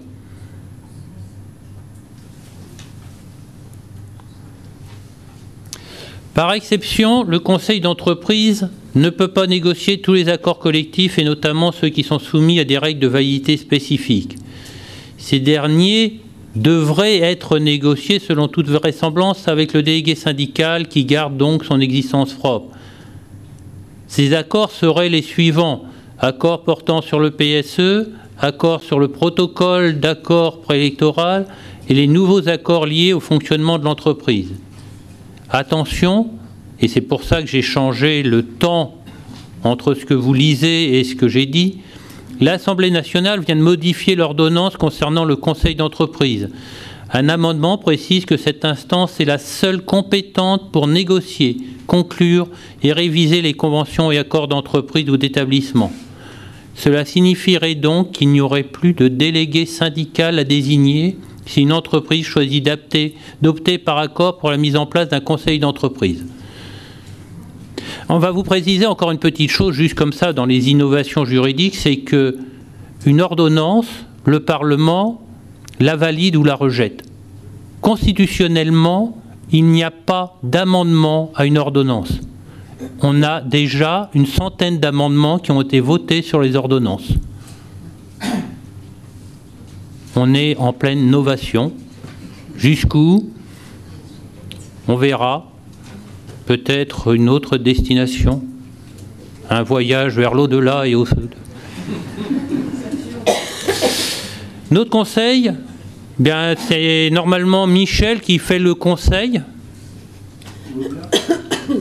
Mais face à cette instance nouvelle, ayant donc vocation à regrouper les attributions des DS et du CSE, pour lesquels nombre d'inconnus demeurent encore, mais au sujet duquel déjà nous percevons bien les dangers réels qui existent, la consigne la plus ferme, tant au niveau de la Confédération que de la FIECI, est de ne signer aucun accord visant à la mise en place d'un tel conseil d'entreprise. Mais je le répète, vous avez parfaitement le droit d'ouvrir la fenêtre et de sauter. Nous sommes au 8e étage. Tant que vous n'avez pas touché le sol, tout ira bien. L'accord de mise en place du CSE peut créer des représentants de proximité. Ce nouveau représentant du personnel conventionnel n'est pas défini par le texte. Il est seulement prévu que l'accord d'entreprise précise également le nombre de représentants de proximité, leur attribution, notamment en matière de santé, de sécurité, de conditions de travail, les modalités de leur désignation, leurs modalités de fonctionnement, notamment le nombre d'heures de délégation dont ils bénéficient pour l'exercice de leur attribution.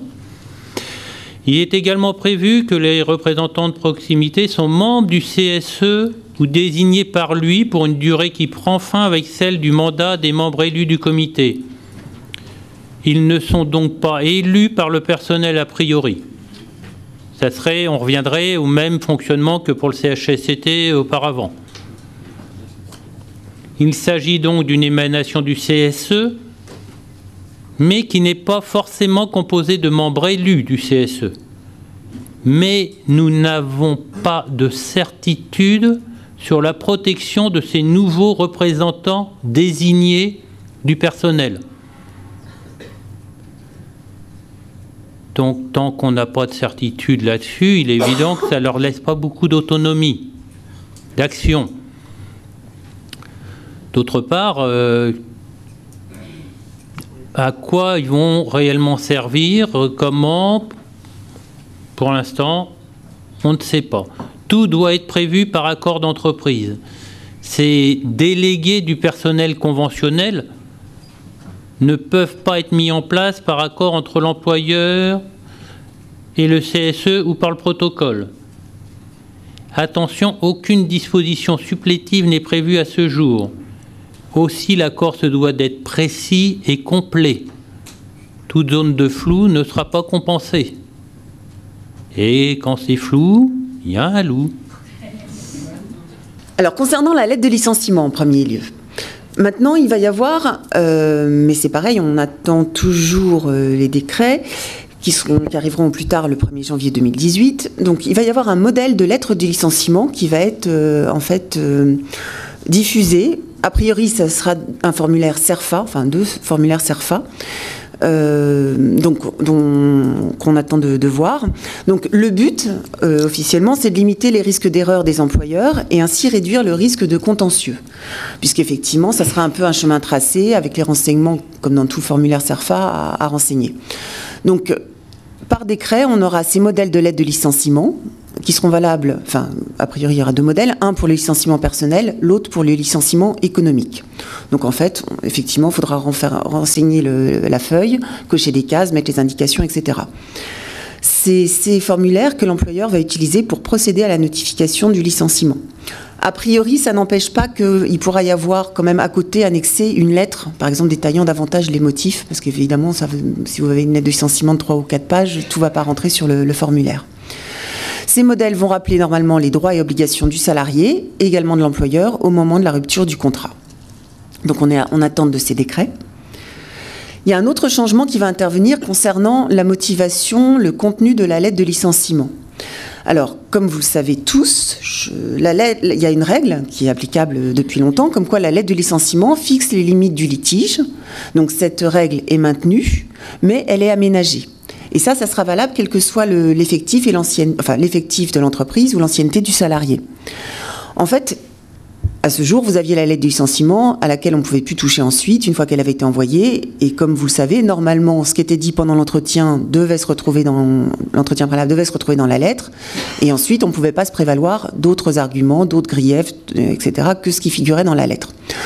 Aujourd'hui, ces motifs qui sont contenus dans ce courrier pourront être précisés par l'employeur. Donc, soit à sa propre initiative, un petit peu après la notification, soit à la demande du salarié, qui n'aura pas tout compris, un peu après la notification également. C'est uniquement après les éventuelles précisions, donc émanant à la demande de l'un ou de l'autre, que les limites du litige seront enfin fixées. Donc, en fait, nous, on résume ça en disant que l'employeur a droit à une seconde chance. Parce qu'effectivement, si vous ratez un petit peu votre lettre, vous pouvez apporter des précisions ou des modifications qui peuvent vous aider, notamment en cas de contentieux. Alors, les délais pour apporter ces précisions seront fixés par un décret. Le décret, là encore, n'est pas paru. Par contre, dans le projet de décret, on a eu des indications. A priori, ces délais pourraient être vous allez voir qu'ils sont assez courts. Parce qu'effectivement, déjà, quand on reçoit une lettre de licenciement, il faut un petit peu de temps pour s'en remettre. Ensuite, effectivement, vous réfléchissez tout seul, vous consultez un avocat, etc. Donc, les délais sont quand même assez courts. Donc, ces délais seront, en fait, quand vous recevez le courrier de licenciement, le salarié aura 15 jours pour demander des précisions, s'il en a besoin. Et ensuite, l'employeur aura, lui, 15 jours pour apporter ces précisions, enfin, répondre à la demande du salarié.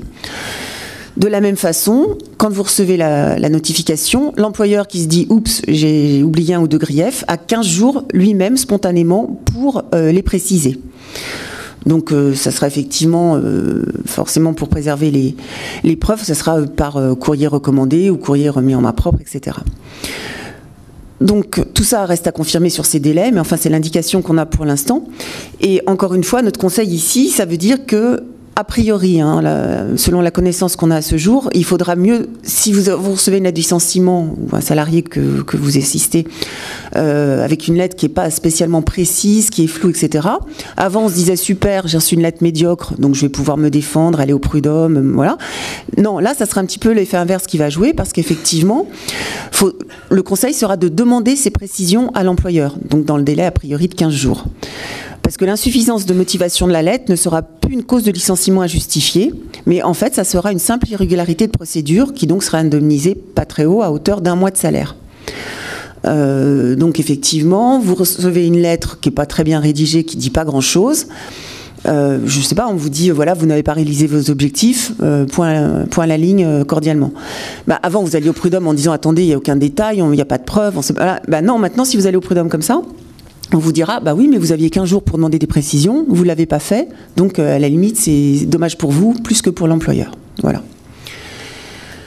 Concernant le licenciement économique, 2 petites précisions. Alors, la première chose, c'est le périmètre maintenant qui est limité au niveau national. C'est-à-dire qu'avant, lorsqu'une entreprise appartenait à un groupe international, quand on jugeait qu'il y avait ou pas une cause économique qui était justifiée pour le licenciement, c'était apprécié au niveau du groupe ou du secteur d'activité du groupe auquel appartenait l'entreprise. Donc il n'y avait pas une réduction aux sociétés ou entreprises qui étaient situées sur le territoire national. Maintenant, si un groupe rencontre des difficultés économiques au sein uniquement de sa filiale française, mais que tout va bien, super, à l'étranger, etc., eh bien on appréciera le motif économique au niveau national et ça pourra justifier effectivement les mesures. Pardon. Concernant l'obligation de reclassement à l'étranger, bon ça c'était pour information, il y a une suppression de cette obligation de reclassement à l'étranger, c'est-à-dire qu'avant effectivement le salarié pouvait demander à l'employeur de recevoir des offres de reclassement hors du territoire national et cette faculté et donc cette obligation pour l'employeur également est supprimée. La recherche d'un reclassement à l'étranger disparaît en tant qu'obligation légale. On va attaquer maintenant la mesure dont vous avez sûrement entendu parler. On peut parler maintenant de prévisibilité du coût du licenciement et de la réparation, d'une barémisation des indemnités devant les prud'hommes. Ça concerne les licenciements qui ont été notifiés après le 23 septembre 2017. Auparavant, je vous rappelle un petit peu la règle, les sommes qui étaient données aux salariés par les juges en cas de victoire, donc quand son licenciement était reconnu comme sans motif réel et sérieux, ces sommes étaient laissées à l'appréciation du juge. Il y avait un plancher de 6 mois pour les salariés qui avaient plus de 2 ans d'ancienneté et qui travaillaient dans une entreprise d'au moins 11 salariés. Il n'y avait pas de plafond. Et pour les salariés qui n'avaient pas une ancienneté de 2 ans ou qui travaillaient dans une entreprise de moins de 11 salariés, la fixation était libre par le juge. Dorénavant, il y a une fixation d'un plancher et d'un plafond pour des dommages et intérêts qui sont attribués au licenciement reconnu comme sans motif réel et sérieux. Ça va de 1 mois de salaire pour 1 an d'ancienneté, 15 jours dans les TPE, à 20 mois de salaire si vous avez plus de 30 ans d'ancienneté. Donc, je vous invite à regarder le tableau. Voilà, alors c'est un peu petit, on vous le fournira. Ce qu'on peut considérer, c'est que le plancher qui existait de 6 mois pour les salariés qui avaient au moins 2 ans d'ancienneté est ramené à 3 mois.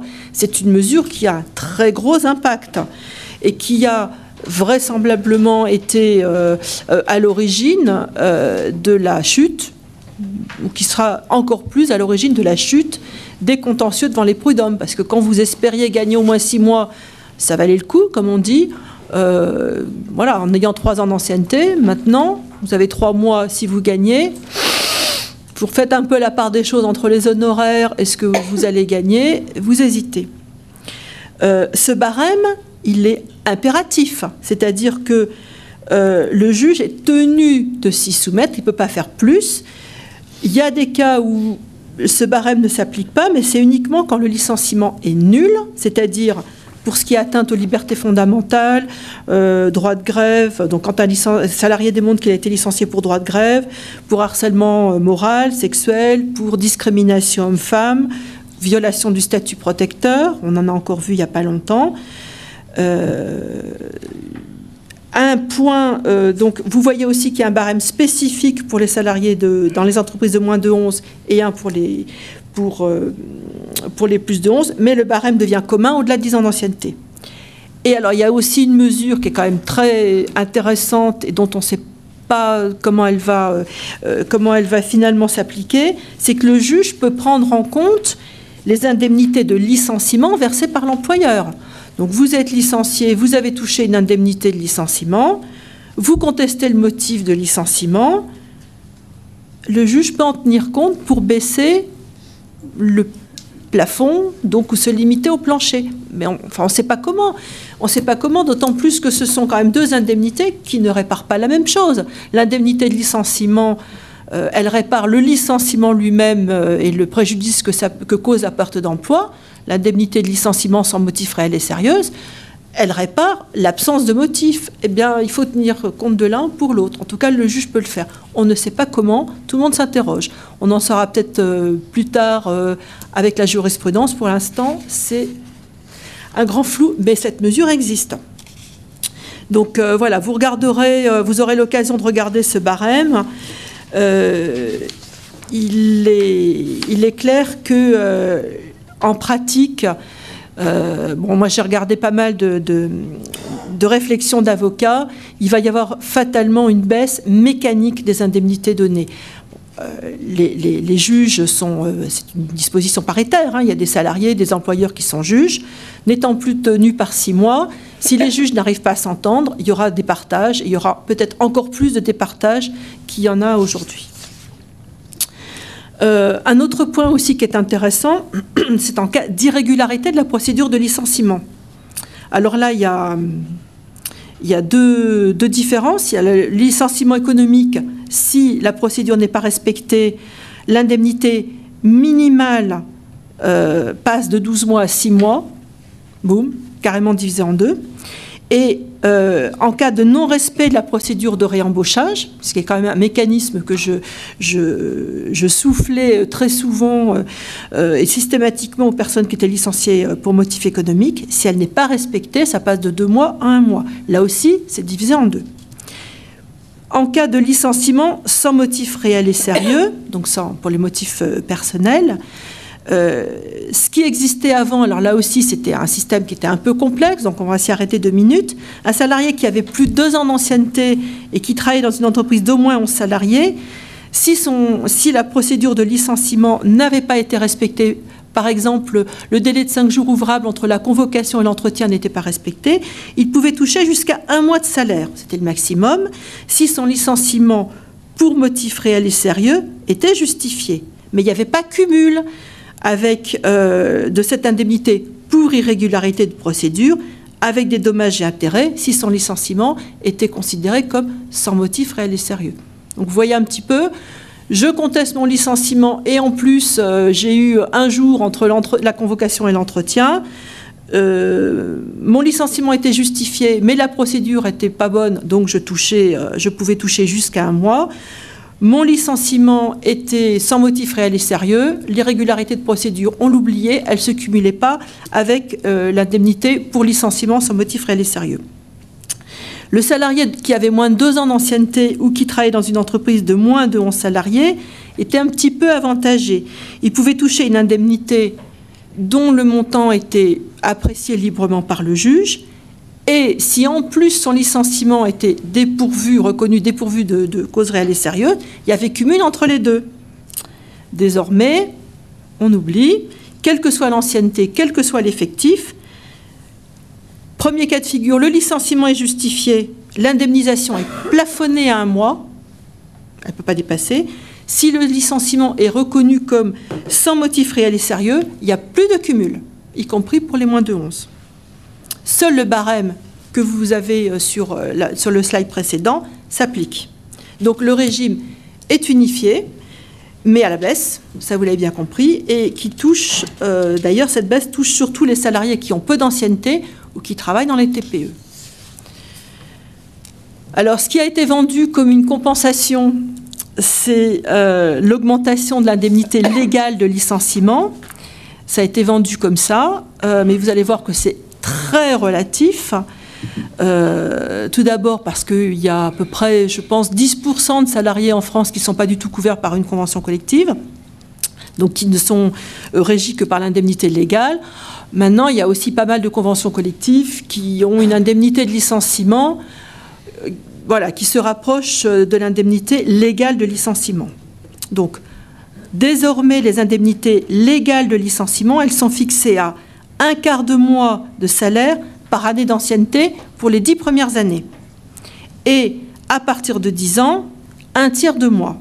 Ce dernier point, d'ailleurs, il n'est pas modifié par rapport à la dernière modification, parce que c'était 1/5 de mois plus 2/15 à compter de 10 ans. Donc ça faisait bien 1/3. Donc ça n'a changé que pour les 10 premières années. cette revalorisation des indemnités de licenciement.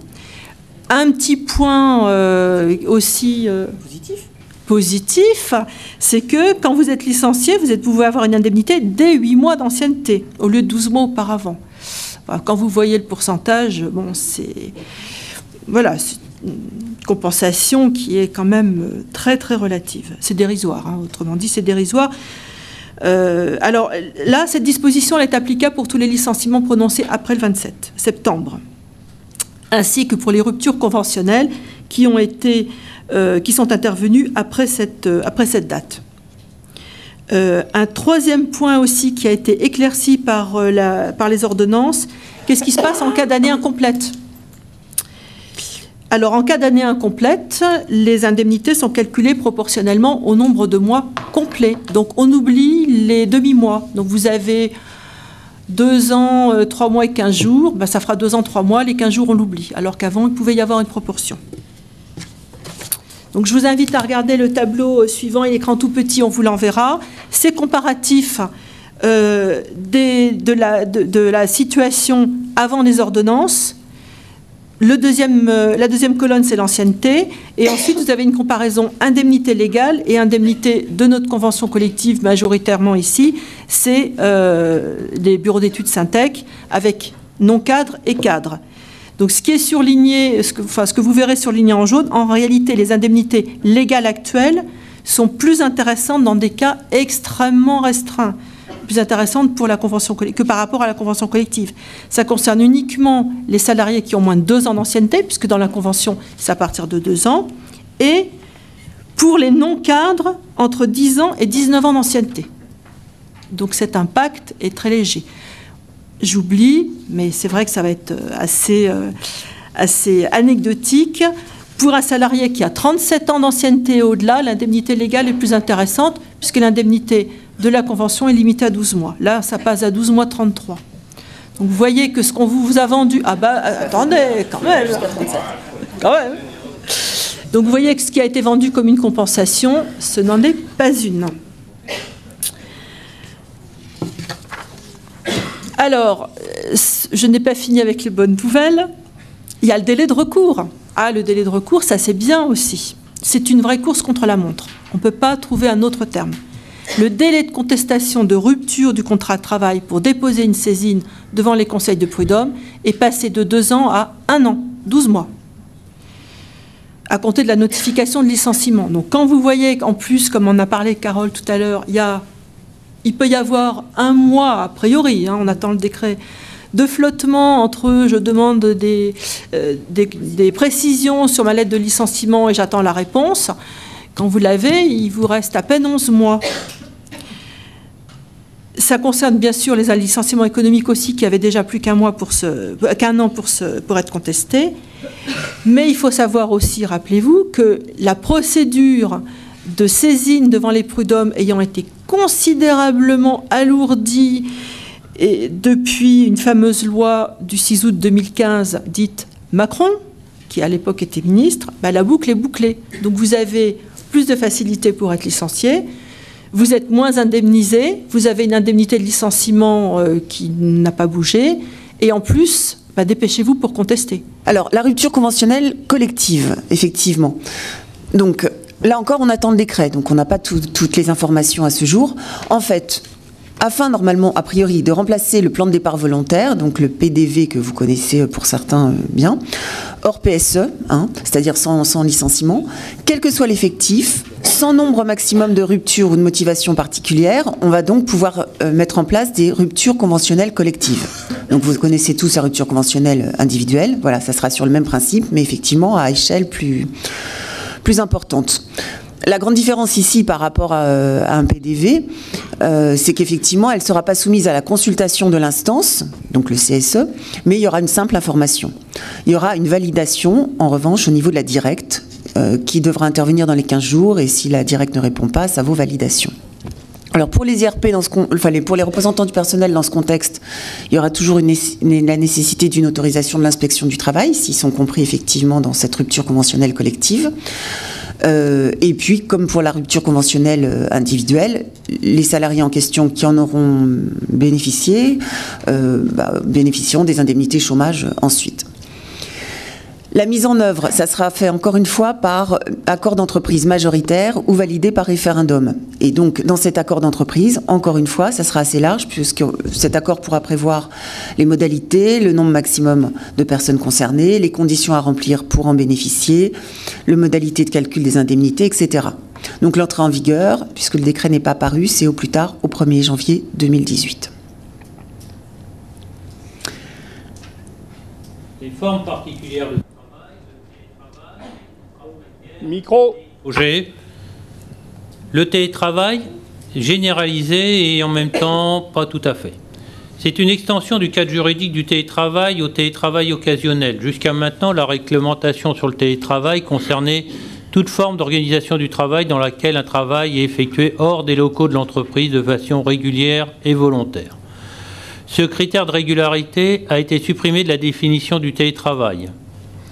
En théorie, ce critère signifiait qu'était exclu de la réglementation sur le télétravail le recours exceptionnel au télétravail pour répondre à des situations particulières.